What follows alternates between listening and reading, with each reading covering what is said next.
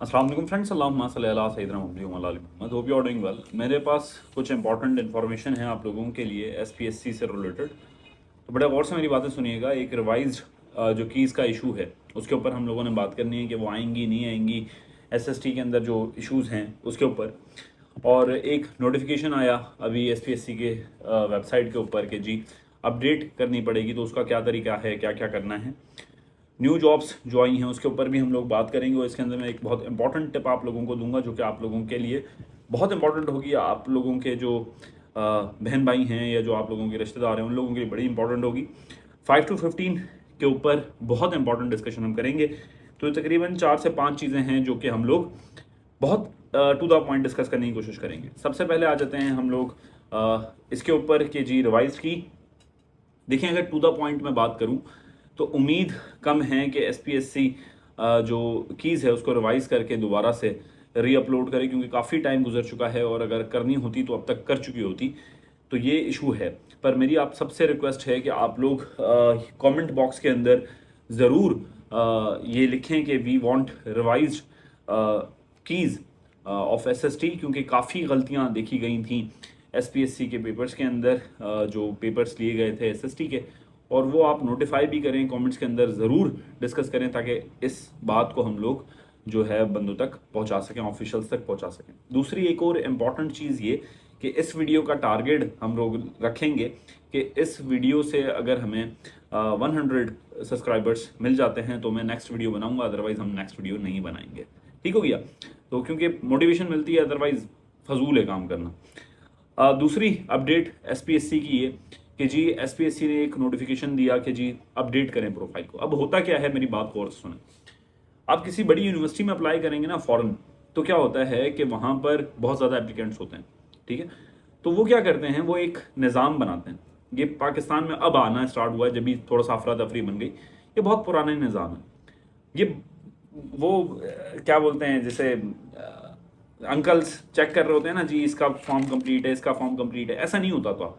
ठीक है? ऐसा होता है कि जी आप ऑनलाइन भरते हो फॉर्म, एआई के थ्रू वो स्क्रूटनी करता है उसकी फॉर्म की, और जो वैलिड फॉर्म्स होते हैं उसको एक तरफ रखता है और जो इनवैलिड होते हैं उसको एक तरफ रखता है। ठीक है? और मेरिट लिस्ट आ जाती है। मसला ये होता था कि जब एसपीएससी टेस्ट कंडक्ट करता था तो सेल्फ सबकी आ जाती थी। ठीक है? जैसे आपने देखा था कि अभी असिस्टेंट डायरेक्टर वुमेन एम्पावरमेंट के अंदर आपने देखा कि काफ़ी 52 तकरीबन बच्चों की एक लिस्ट आई थी, 52-53 के करीब, कि जिनके डॉक्यूमेंट्स वैलिड नहीं थे, पर उन्होंने टेस्ट पास करके जॉब्स के लिए, इंटरव्यू के लिए एलिजिबल हो गए थे। जब डॉक्यूमेंट्स ही वैलिड नहीं हैं बच्चों के, तो ये एक बहुत बड़ा चैलेंज होता था फिर एसपीएससी के लिए कि जी अब जिन बच्चों ने फेक डॉक्यूमेंट्स के थ्रू या बस फॉर्म भर दिया बगैर एलिजिबिलिटी को कंपेयर किए या एलिजिबिलिटी को मैच किए, तो बड़ा चैलेंज होता था उनके लिए। इस चैलेंज से बचने के लिए इन लोगों ने ये निज़ाम लेके आए हैं कि एआई के थ्रू ये जो फॉर्म की स्क्रूटनी है वो करेंगे, और जो एलिजिबल होंगे उसको एक तरफ कर देंगे, जो एलिजिबल होंगे वो पहले से ही रेक्टिफाई हो जाएंगे और उनकी स्लिप्स वगैरह नहीं आएंगी। तो जो जॉब्स होंगी उसके अंदर वही एलिजिबल होगा। अदरवाइज मेरिट लिस्ट में तो जो रिटर्न रिजल्ट है उसमें नाम आ जाता था, और जो बच्चे वैलिड होते थे उस डिग्री के वो रह जाते थे। आप समझ रहे हैं मेरी बात? तो ये इशू, इसको रेक्टिफाई किया गया है, बहुत अच्छा स्टेप है। आई रियली अप्रिशिएटेड कि इसके लिए एआई का अब इस्तेमाल होगा, ऑटो स्क्रूटनी होगी, और ये एक अच्छा इकदाम है हम लोगों के लिए, स्टूडेंट्स के लिए और मेरे फॉलोअर्स के लिए, तमाम सब के लिए, कि ये अच्छा एक इकदाम है। तो आप सबसे ये रिक्वेस्ट की गई है कि आप अपनी प्रोफाइल को अपडेट करें। उसका सारा निज़ाम अगर आप जाके अपनी अकाउंट को चेक करेंगे तो मैंने जहाँ तक देखा है तो उसका सारा उन्होंने एडवांस लेवल पे कर दिया है। ठीक है? तो आप लोगों ने सिर्फ और सिर्फ क्या क्या चीज़ें अपडेट करनी है, सीएनआईसी अपडेट करना है, दोबारा लिख लें सीएनआईसी और उसकी पिक्चर दोबारा अपलोड कर दें। ठीक है? अगर वो मांग रहा है तो क्वालिफिकेशन अपनी दोबारा A to Z proper format में, अगर उन्होंने कहा है कि जी पहले मैट्रिक की लिखो, फिर इंटर की, फिर बैचलर्स की, फिर मास्टर्स की, फिर पीएचडी वगैरह जो भी है, उस सिंक्रोनाइज फॉर्मेट में आपने वो लिखनी है। लाजमी ये कर लीजिएगा, अदरवाइज मसला होगा आप लोगों के लिए और आपके फॉर्म्स रिजेक्ट हो जाएंगे। ये एसएसटी वालों के लिए भी, हर एक के लिए है ये। ठीक है? 2020 से पहले का किसी का मैक्सिमम, बहुत कम लोग होंगे जिनका अकाउंट 2020 के बाद का होगा। 2020 से पहले जिन्होंने बना लिए थे अकाउंट या 2020 वाले भी इसको अपडेट लाजमी कीजिएगा, वरना इशू होगा। क्वालिफिकेशन डोमिसाइल आप लोग दोबारा से रीचेक करके उसको देखें, सिस्टम अपनी एज को दोबारा से रीचेक करें और दोबारा अपडेट करें। और एक्सपीरियंस जो आप लोग अपलोड करते हैं कि कहाँ आपका पास्ट एक्सपीरियंस था, उसको दोबारा री अपलोड करें और उसको प्रॉपर फॉर्मेट में आप लोगों ने लिखना है। ठीक हो गया? तो ये दूसरी चीज़ हो गई। अब न्यू जॉब्स के ऊपर बात कर लेते हैं। देखें, बहुत सारे स्टूडेंट्स को एक बहुत बड़ी गलतफहमी होती है। बहुत सारे जो न्यू कमर्स होते हैं उनके लिए मैं बता दूं 2 चीज़ें न्यू जॉब्स की। देखें, गवर्नमेंट इदारों में आने के 3 से 4 तरीके होते हैं। एक होती है आपकी एक आर्मी या जो आर्म फोर्सेस हैं उसका एक पूरा फॉर्मेट होता है। एक होती है आपकी प्रोफेशनल सर्विसेज होती हैं, जैसे सिंध पब्लिक सर्विस कमीशन है। एक होती है फेडरल पब्लिक सर्विस कमीशन। यानी कि 3 मेजर जो बुर्ज हैं हमारे किसी भी गवर्नमेंट इदारे में इन होने के, वो ये तीनों ही हैं। ठीक है? एफपीएससी जो होती है वो फेडरल इदारों को देखती है। एसपीएससी सिंध का अगर बात कर रहे हैं तो इसकी होगी, जैसे पीपीएससी है, हर प्रोविंस की अलग होती है और फेडरल एक ही होती है। ठीक है? और ऐसे ही आप आर्म फोर्सेज में चले जाते हैं। अब ये जो न्यू जॉब्स आई हैं ये एसपीएससी के अंदर भी आई हैं, ये आती रहती हैं जॉब्स। ठीक है? और एक और कंफ्यूजन जो ज़्यादातर स्टूडेंट्स में है कि सर सीएसएस और पीएमएस में क्या फ़र्क है, इसको भी मैं जल्दी से बता देता हूँ। देखिए, सीएसएस जो होता है वो एफपीएससी कंडक्ट करवाता है, यानी कि फेडरल लेवल पे होता है। पूरे पाकिस्तान में इसका कंपटीशन देखा जाता है, पूरे पाकिस्तान से इसको कॉम्पीट किया जाता है। ठीक है? और जो पीएमएस होता है, यानी कि जो आपकी एसपीएससी कंडक्ट जो करता है वो प्रोविंस लेवल पे होता है। जैसे पीपीएससी एक कंडक्ट करता है, ऐसे ही बलूचिस्तान वाले कंडक्ट करते हैं, ऐसे दूसरे प्रोविंस वाले करते हैं। ठीक है? तो उसके अंदर क्या होता है, उसके अंदर भी एलोकेशंस होती हैं। असिस्टेंट कमिश्नर आप एसपीएससी से भी लग सकते हैं, असिस्टेंट कमिश्नर आप किससे भी लग सकते हैं, एफपीएससी भी से भी लग सकते हैं। पर ये डिपेंड कर रहा होता है आपने एग्जाम कौन सा दिया है। प्रोविंशियल लेवल पे आपकी कंपटीशन कम होता है, फेडरल लेवल पे ज़्यादा होता है।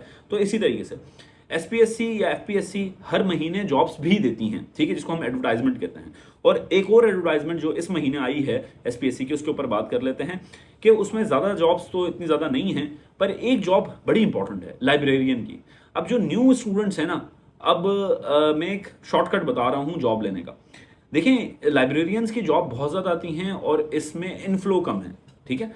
तो अगर थोड़ा सा भी इंटरेस्ट है ना लाइब्रेरियन के अंदर, तो मैं अपने जो न्यू कमर्स हैं उनको ये एडवाइस दूंगा कि सुकून वाली जॉब होगी। प्रॉपर आप तैयारी करें कमीशन की, एसपीएससी की, सीएसएस की या पीएमएस की, और लाइब्रेरियन की डिग्री आप लोग कर लें, ताकि ये आप लोगों के लिए बड़े काम आएगी। इसकी जॉब्स बहुत सारी आती हैं और फिल नहीं होती, क्योंकि कैंडिडेट्स ही नहीं होते, और बड़ी बड़ी यूनिवर्सिटीज़ में इसकी जॉब्स आती हैं। तो ये बहुत अच्छी अपॉर्चुनिटी होगी आप लोगों के लिए कि आप लाइब्रेरी साइंस के अंदर कोई ना कोई डिग्री कर लें। ठीक है? अब 5 to 15 के ऊपर अगर बात करें, देखें 5 to 15 एक मुअम्मा बना दिया गया हमारे लिए। वो मुअम्मा इस वजह से बनाया क्योंकि इसमें पॉलिटिकल इन्फ्लुएंस और पॉलिटिकल जो विल थी वो बहुत ज़्यादा शामिल हो गई थी। हुआ क्या था, जब इलेक्शंस करीब थे तब इनके रिजल्ट्स आए और नौकरियां देने लग गए। वहां से किसी ने, कराची से किसी एक और पॉलिटिकल जमात ने, मैं किसी भी एक पॉलिटिकल जमात का नाम नहीं लूंगा, एक और पॉलिटिकल जमात ने जब देखा कि ये पॉलिटिकल गेन उठा रहे हैं एक जमात वाले जो रूलिंग पॉलिटिकल पार्टी है, तो हम क्यों ना उठाएं, तो उन्होंने केस कर दिया। क्योंकि देखें, आवाम का इंटरेस्ट तो पॉलिटिशियंस तो नहीं सोचते पाकिस्तान के अंदर, जो हकीकत बात है, चाहे वो कोई सी भी पार्टी हो। ठीक है? तो हमें ये देखना है कि हमारे साथ हो क्या रहा है, वो मैं आप लोगों को बता रहा हूं। तो 5 to 15 में हुआ क्या कि जब एक पॉलिटिकल पार्टी उस जॉब्स को देके फायदा उठा रही थी, क्योंकि अगर एक कबीले में अगर आप एक जॉब दे देते हैं ना, तो उसका पूरा घर क्या, उसका पूरा कबीला आपको वोट देने लग जाता है। तो ये एक पॉलिटिकल गेम चल रहा था, जिसको इंटरव्यू पॉलिसी के ऊपर रख के 5 to 15 की जॉब्स देने की बात की गई, जबकि इसकी जरूरत नहीं थी। जबकि आपने जीएसटी पीएसटी जब बगैर इंटरव्यूज के दिए हैं, तो you should go for it कि आप 5 to 15 भी बगैर इंटरव्यूज के दें और on merit top to bottom आप सिलेक्ट करें, बच्चों को जॉब्स दें और जान छुड़ाएं। पर एक और बड़ा मुअम्मा आया जिसकी वजह से स्टे लग गया इन जॉब्स के ऊपर। अब कोर्ट इन्वॉल्व हुई है और कोर्ट ने यह कहा है कि इस मामले को जल्द से जल्द रिजॉल्व करें। और ये जो जाली डोमिसाइल का भी एक मुअम्मा है कि लोग क्या करते हैं, खास तौर पे जो पंजाब साइड के हमारे दोस्त हैं, दोस्त तो नहीं कहूंगा मैं, जो ये काम करता है वो दोस्त नहीं होगा, वो गलत आदमी है, क्योंकि यहाँ पर डिप्राइव्ड हैं लोग, बलूचिस्तान में डिप्राइव्ड हैं। वहां के कुछ पैरासाइट्स जो हैं वो ऐसे डिप्राइव्ड इलाकों के डोमिसाइल बना लेते हैं और उन डोमिसाइल्स पर अपनी जॉब्स ले लेते हैं। तो ये बहुत गलत इकदाम है, जिसको हाईलाइट किया गया कोर्ट की तरफ से भी, और उनके लिए भी सख्त सजाएं रखी गई। मैं ये डिमांड करूंगा कि जो डोमिसाइल बनाते हैं उनको भी सजाएं देनी चाहिए लाजमी, तभी जजा और सजा का एलिमेंट बढ़ेगा और ये सारे मामला हल होंगे।